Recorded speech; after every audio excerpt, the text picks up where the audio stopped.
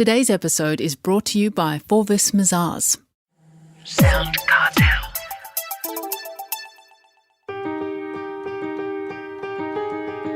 From SoundCartel, I'm Nicole Goodman, and this is Business Essentials Daily.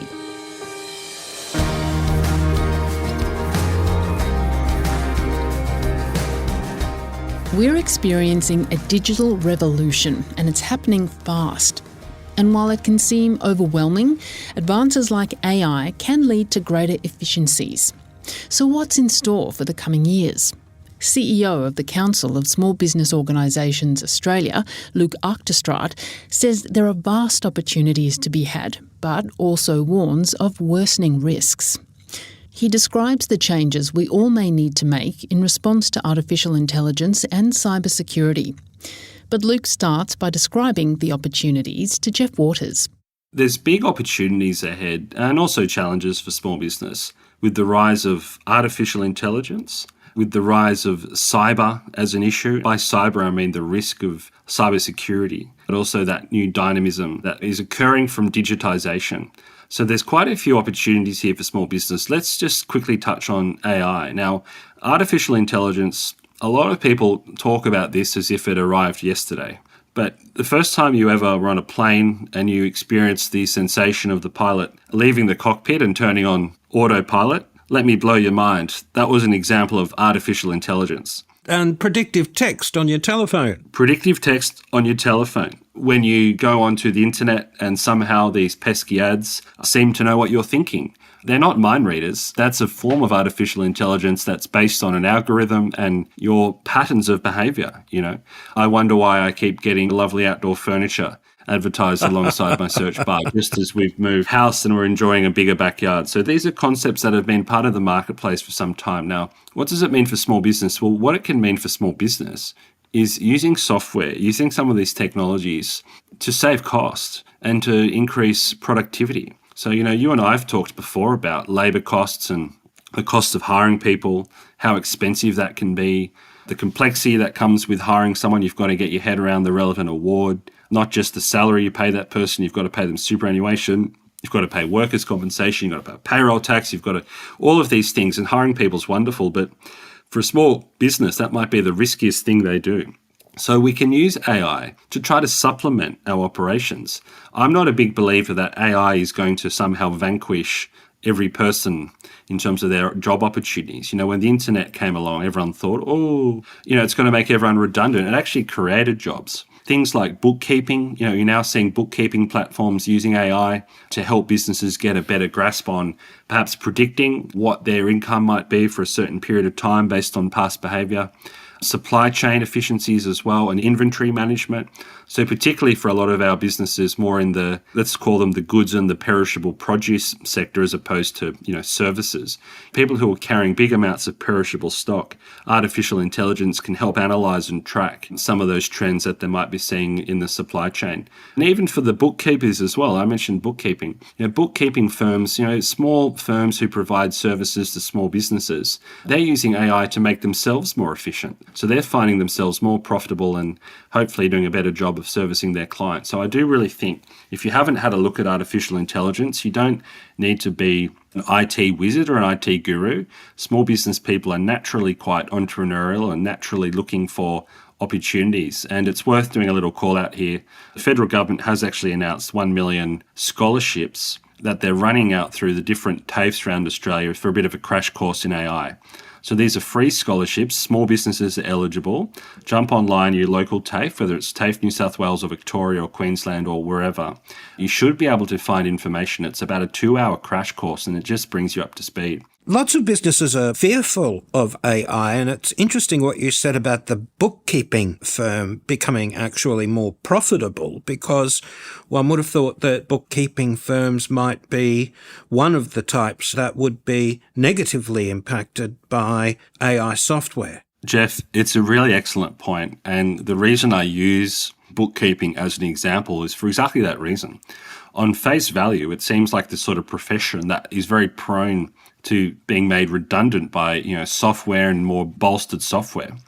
But the other thing to remember with artificial intelligence is it doesn't hurt to have some human intelligence in there as well. And that's where you need someone with a set of skills, whether it's bookkeeping or otherwise, who actually can use the AI and harness it and interpret it and get the thing humming. So, the whole concept of AI, part of it might be machine learning or repetitive learning, but you need to know how to feed the rules into AI. So that's where we've seen bookkeepers who are small businesses who may have struggled to compete against much bigger firms, your big traditional accountancy firms. But by harnessing AI, their service offerings improved. They're spending less time on admin and red tape, and their clients and customers are having a better experience. So far from people saying, no, I'll never talk to a bookkeeper again, I'll do it all through AI. On the contrary, they're accessing AI, but through the services of a bookkeeper or an accountant for that matter, or a tax agent or a BAS agent, and actually making those experiences more seamless and smoother. So that's just one example. It's a great question you do ask, because in relation to bookkeeping, and we're seeing that across the board. We're seeing that across a range of compliance businesses, firms that provide those services, and companies even looking to train their staff as well, Jeff. So this would be my final point on AI is only as good as the people using it. And doing these TAFE scholarships, doing these programs, it doesn't hurt to give your employees a little bit of free time as part of what they're doing to maybe experiment a little bit, all in a closed environment, of course. We don't want experimentation writ large when we're dealing with these things, but certainly a bit of trial and error. And I'll just give you one example from our business. At COSBOA, we ourselves are a small business. We have the job of writing a lot of policy submissions to government. Now, that takes a lot of time. There's a lot of research.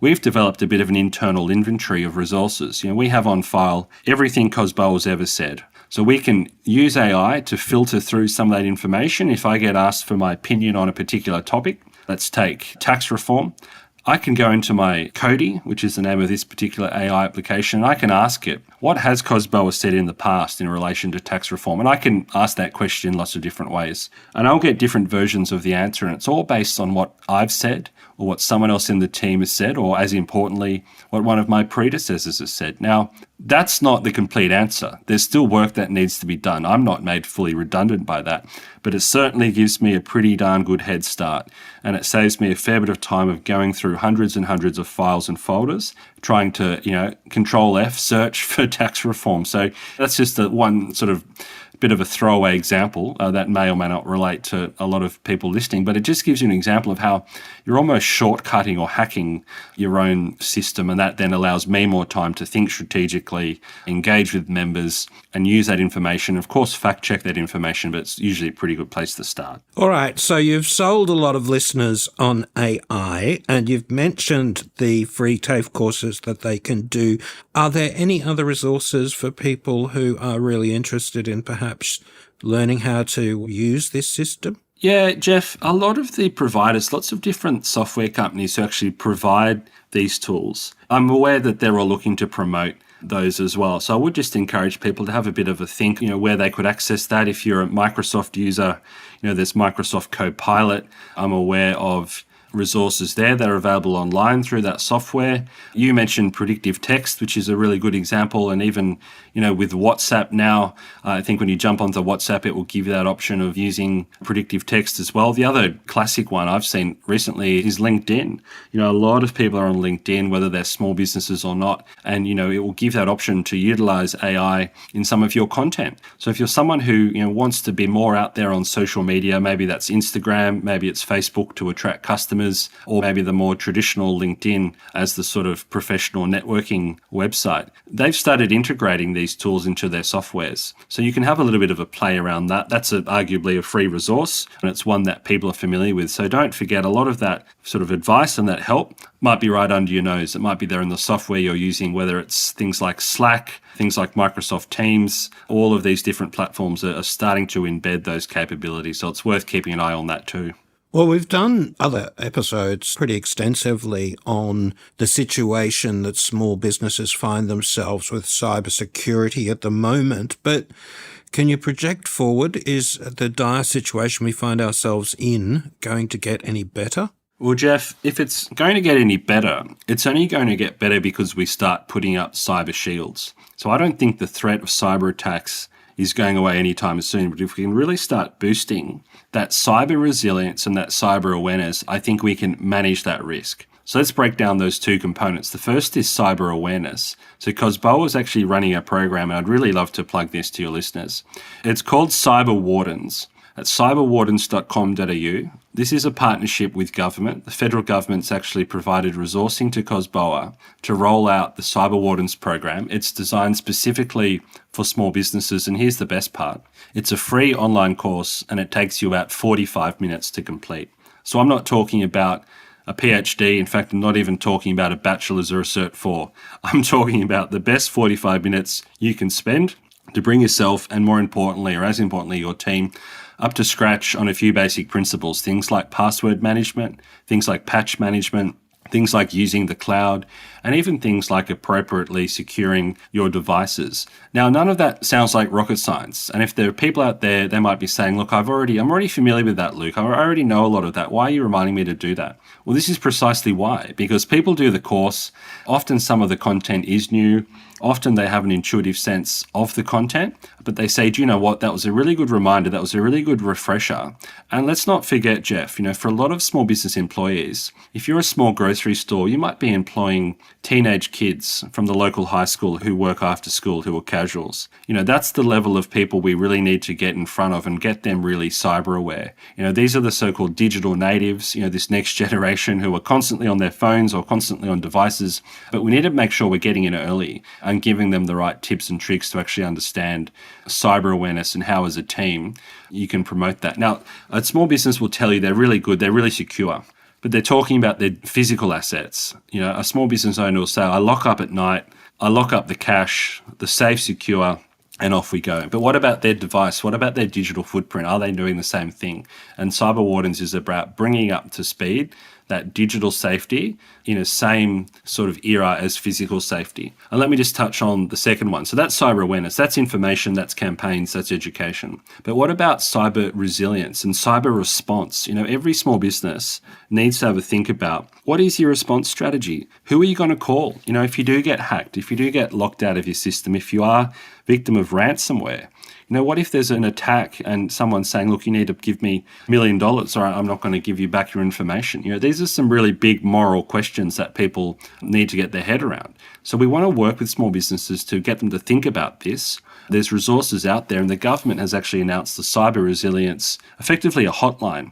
Then in the event of such an incident, you can actually get access to an expert who can walk you through what your next steps might be. Now, that program is currently being developed. It hasn't been launched yet. So, for anyone who's straight after this wanting to jump on and look at the government's cyber resilience service, do have a look at that. Unfortunately, the phone number's not up yet. They're working on that. So stay tuned.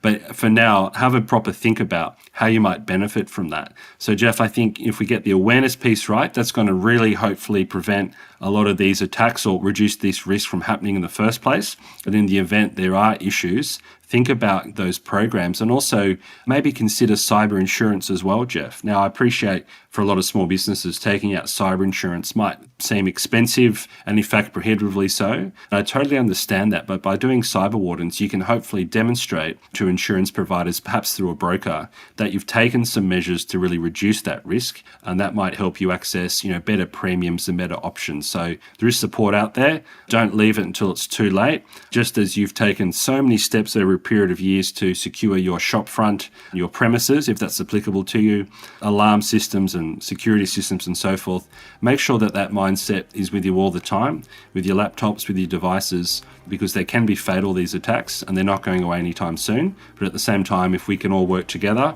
as a small business community, we'll be helping out each other and we'll be reducing that risk quite significantly. That's Luke Achterstraat, CEO of the Council of Small Business Organisations Australia.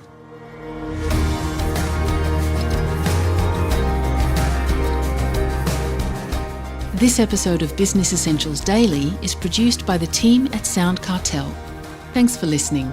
I'm Nicole Goodman. We'll bring you more Be Daily tomorrow. Follow at BE Daily Podcast across social media and head to bedaily.com.au for more from the Business Essentials Daily podcast.